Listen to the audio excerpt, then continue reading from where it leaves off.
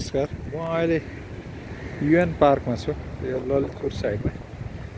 यो बार ढलेको जो देखिया छ नि, यो 2 वर्ष पहिलाको बाढीले ढलाएको हो। यो 2 वर्षमा यो ललितपुर महानगरपालिकाले यसलाई उठाउने चेष्टा गरेकै छैन अहिलेसम्म। म कतिचोटि पोस्टहरू गरेको छु कि यहाँ धेरै यहाँको बढाइदियो, रुख काटियो, सफा गरियो भन्ने कुरा देखिन्छ, तर यो मर्निङ वाक हुने कहिले पनि बनाइएन यो। अनि अर्को कुरा यस्तो छ, यहाँ म अलिकति देखाउँदै जान्छु। यो बागमती चाहिँ सबै मिलेर सफासफा गऱ्यो भने, डोजर लायो भने सधैँभरिको यस्तै फोहोर राखिराख्नु पर्ने आवश्यक हो र।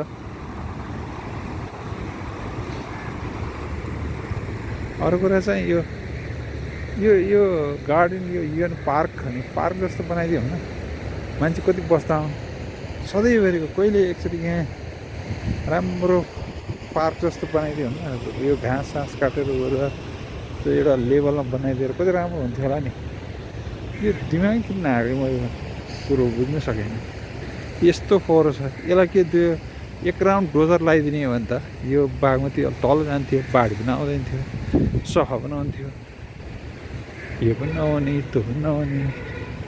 अनि समस्या यो यस्तो समस्या देखि पनि समाधान गर्न नखोज्नुलाई के भन्ने। म तपाईँलाई अरू पनि देखाउँछु।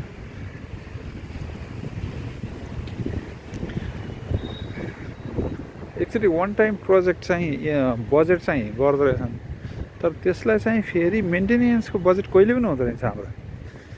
यो यस्तो रेलिङ राख्नु पऱ्यो, ढुङ्गा छ्याप्नु पऱ्यो भनेर बजेट निकासा गर्ने, तर यो बिग्रियो भने सफा गर्ने के गर्ने भन्ने चाहिँ फेरि कहिले नगर्ने रहेछन्।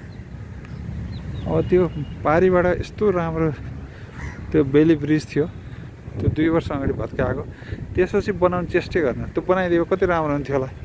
पारीबाट सबैजना मर्निङ वाक एक्सर्साइज गर्न आउने हुन्थ्यो होला। त्यो पोहोर सालबाट त्यो छैन, त्यत्तिकै बनाउँदै बनाएन ल। यो कसलाई दोष दिने, यो के भन्ने। यो त्यो राजा त के जान्थ्यो र, राम्रो हुन्थ्यो नि। चिरबाबु हुनुहुन्छ, अब नयाँ उता बालन प्रधानमन्त्री भइसक्नु भएको छ। अब उहाँहरूलाई मात्रै दोष दिने कि सबैले हेर्ने हो। अब तपाईँलाई अरू इन्ट्रेस्टिङ कुराहरू देखाउँछ नि। इन्ट्रेस्टिङ के भन्ने, दुःखद कुरा। यो सधैँभरि यस्तो देखियो नि, सानो बच्चा दौडेर आइरहेछ, उसले के देख्ने, सधैँ यस्तै फोहोर देख्ने उसको सानैमा मगजमा। ल हेर्नुहोस् त, उसले सधैँभरि फोहोर देख्ने भयो।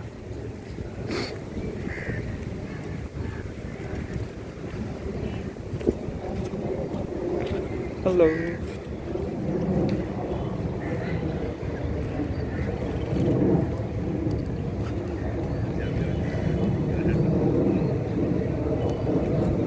ल हेर्नुहोस्, म तपाईँलाई अर्को दुःख देखाउँछु। रातिको समयमा इभिनिङ वाक आइरहेको हुन्छ नि, मान्छे यहाँ खस्दैन।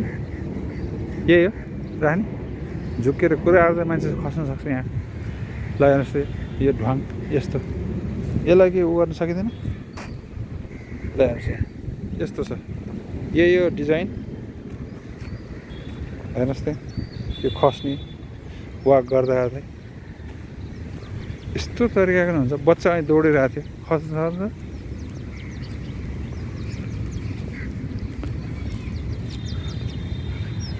त्यसपछि यता सकियो, यो भएर ल हेर्नुहोस्। अब यहाँ रेलिङ सकियो फेरि, ल हेर्नुहोस्, यहाँ रेलिङ आवश्यक रहन्छ।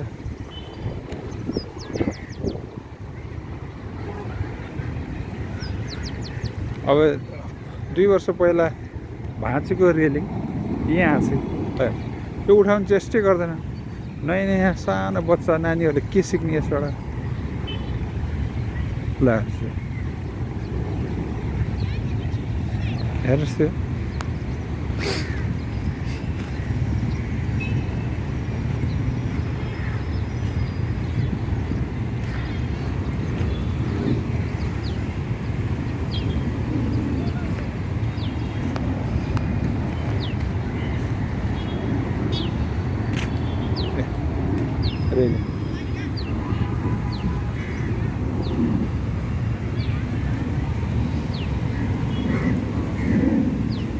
त्यहाँ मान्छे छ।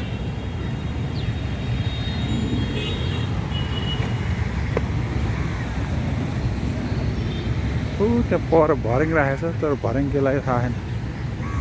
त्यो पिलर ठडाइदिएको छ, केलाई थाहा छैन। This is totally failure. हस्, धन्यवाद।